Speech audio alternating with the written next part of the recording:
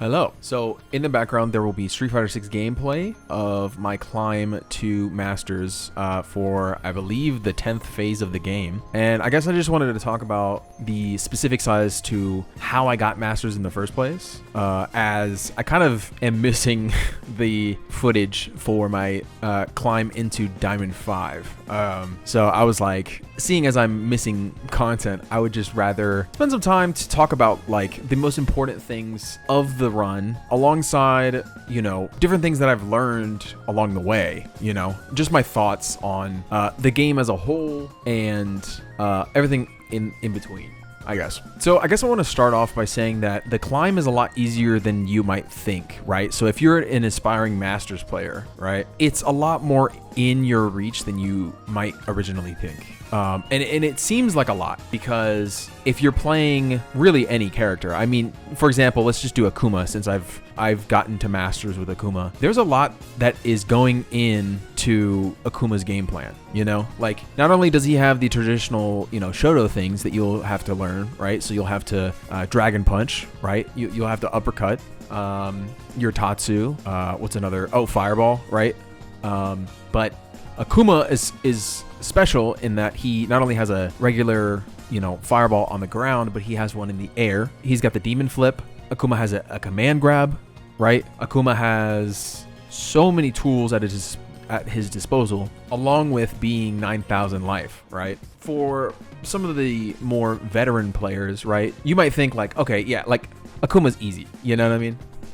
And mechanically, he's no harder than any other character. I agree with that. However, the game plan is a little bit more difficult as a newer player because you have less resources to work with, right? So if you're just scrapping, like many newbies do, there's going to be a point in which you're not winning trades. Because yes, your buttons do a lot of damage, but if you're even on trades, you're actually like not winning, right? Suffice to say, there's a lot of things to think about within Street Fighter, right? You have to worry about drive impacts. You have to worry about brush cancels in general, right? Parries, EXDPs, wake up supers. It keeps going on, right? There's a lot to the game. But I guess one thing that I do want to talk about is that when it comes to fighting games in general, not just Street Fighter, there's a lot of things that you have to learn over time. Things are not going to immediately come to you, right? And for some, you're veterans and you have to relearn the new game and kind of break yourself to build yourself up, you know, into what this game requires. And for newbies, you have an easier time, arguably, because you can kind of build yourself to mold into what this game really rewards, right? The rank system up until Masters is very forgiving. And to be honest, I grinded from, I think the lowest rank is like Iron, right? I went from Iron to Platinum. And from Platinum, I had a little bit of a hiccup, right? Took me a little bit of time to get through Platinum. And then once I hit Diamond, that was another hill that I had to kind of work around, I guess you could say. And I think the next point kind of leads into that kind of idea, right? I think a lot of people look at the hours played of a lot of players and think, wow, like they have played so many hours. I'm going to have to get 1,000 hours before I even become confident in this game. And I have to tell you that like that's like further from the truth. You truly can be a Masters player within less than 1,000 hours. It does not take that much time. In fact, depending on the character that you pick, it might be faster than others. I actually had this thought recently. If I played something with an easier game plan, even just like a different Shoto, like if I had played Ryu or if I had played Ken, even Sagat, to be honest with you, I actually started playing the game not too long after Sagat had been released. So maybe not like on release or whatever, but Ryu Ken are like solid options. And I think you'll see the stats up on screen for my time played, but I truly think that it took me not that much time. And I truly believe that if I had played something like Ryu or Ken as opposed to Akuma, I would have been in a, you know, climb to Masters way quicker because of the nature of I have more room for mistakes.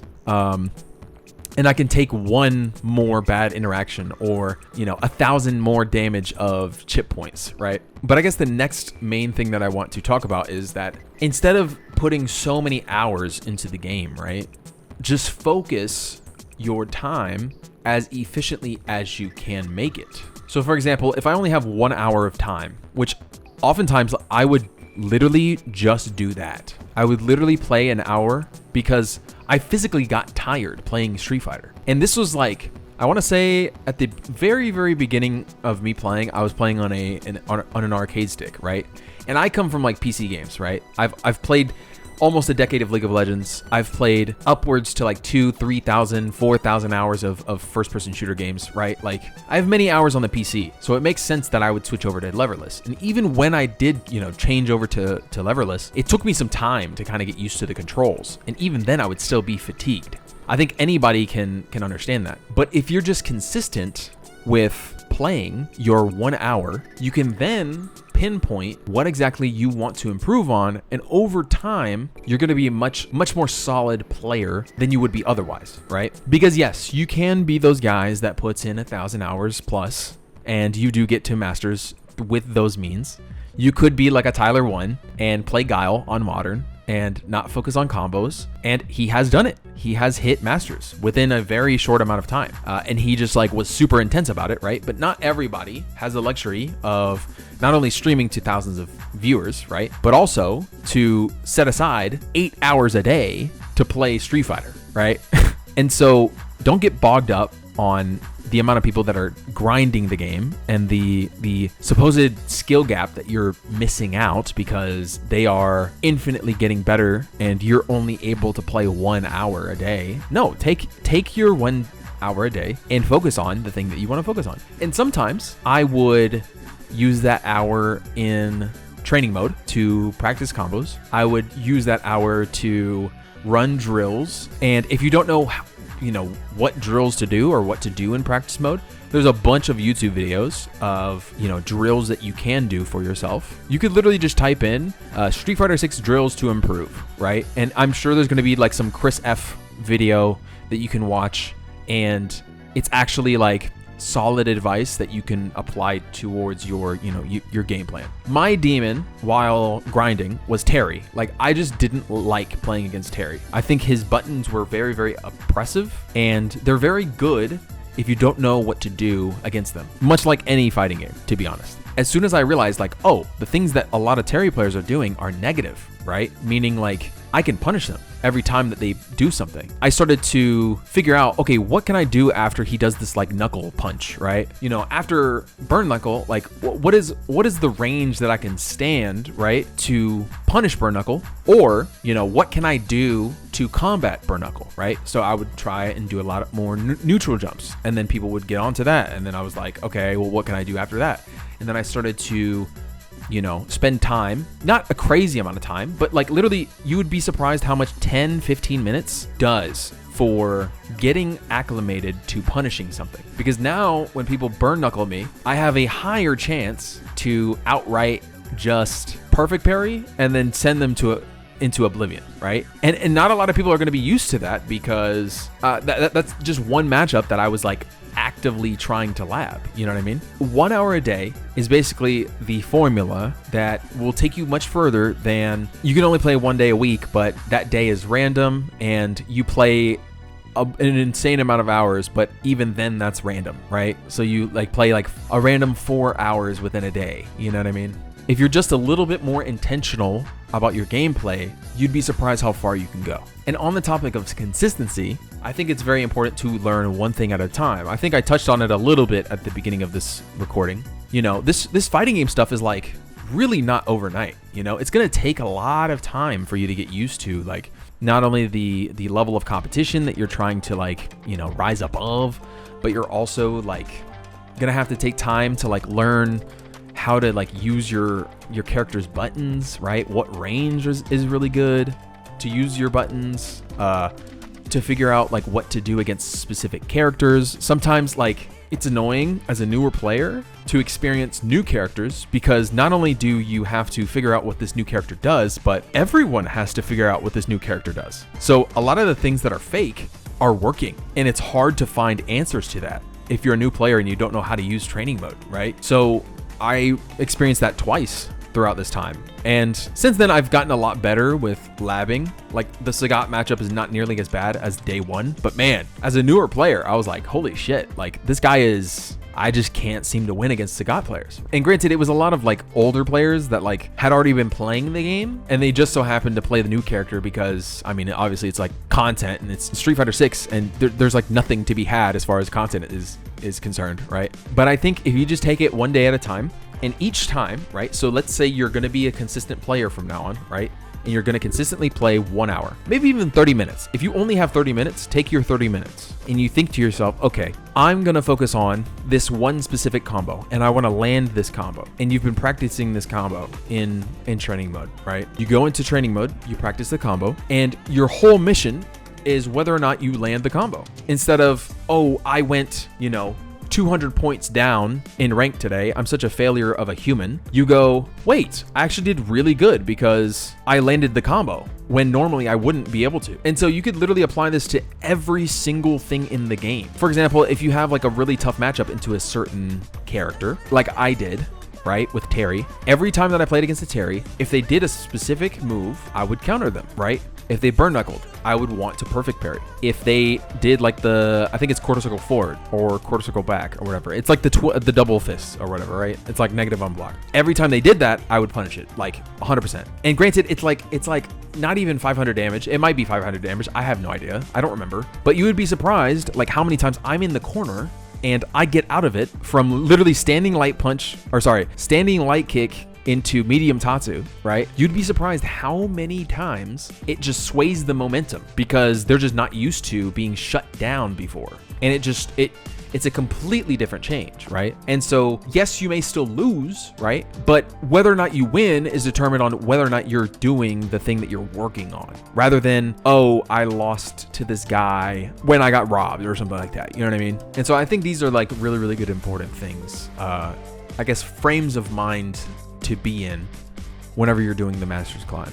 And now I'm going to end this video with some pillars that I felt were a lot more useful to hitting Masters that you should focus on when you're making the climb yourself. There's going to be a lot of overlap with these concepts, but if you hear it once, maybe even twice, 3 times, then it reinforces like, hey, this is probably something that you should really, really focus on. So the first one, you should be working on your anti-airs and spacing yourself in appropriate ranges so that your opponent, when they do jump in on you, you have the opportunity to either anti-air with one of your unique attacks, right? Like a down heavy or like a back heavy kick or something like that. Or you can use one of your special moves, like a DP, for example. Another thing to keep in mind is that you don't need like the craziest combos to get to Masters. If you watched Tyler 1 get Masters on Guile, he had 0 combos. Could not combo into super at all. Strictly relied on flash kick and sonic booms. Purely, 100%. Now, am I saying you should pick up Guile and only throw sonic booms to get to Masters? No. I think you should definitely,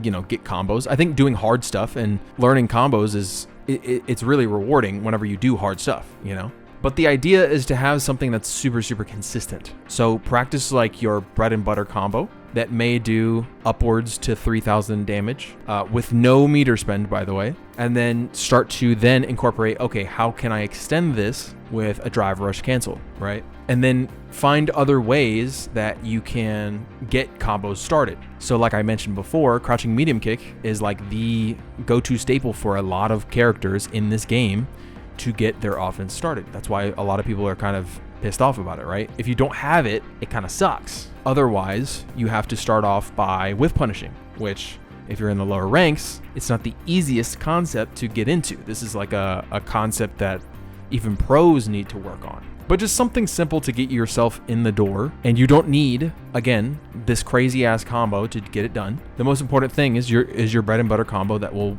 land 90% of the time. And also other things that you can look into is how to combo from a DI punish, right? So if somebody DIs you, you DI them back. What is your meterless option to combo? And if you want to get fancy, you can figure out how to use your meter while you counter someone else's DI. And also, if somebody whiffs like their own DP or their super, what is a combo that's going to work that you aren't going to mess up? If you keep it simple, your mental stack is going to be more focused on anti-airing, like I said before, and reacting to DIs and such like that, so that you can get your game plan going more than your opponent. Another one is to pick up on your opponent's habits and I feel like this comes second nature to a lot of people, and to some, it's not so common of a skill, right? We all learn at different rates. But something that's very easy to pick upon is jumping.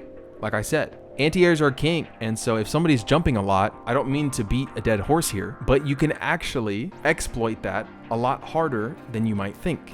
Or, for example, if somebody's mashing on wake up, right? They wake up and they start throwing jabs your way. You can learn to do what's called a meaty attack, which is doing a move that would hit on your opponent's wake up. I'm sure I'm explaining this poorly as I've had not that much sleep recently. So if you would like a better detailed description of meaty attacks, I'll have a picture of meaty attacks up on the screen right now. But you would be surprised how many habits that your opponents actually are very robotic and have glaring patterns to how they play. Oftentimes, players would play characters like Akuma or Guile and do very, very punishable things. It's only punishable if you know how to space or how to, use your options for your character to then deal with your opponent's options whenever they arise. So Akuma, right? Whenever he does his double kick, which is his standing hard kick, he does two kicks that hit very high. And so if you're crouching, you can actually hit him and start like a full combo.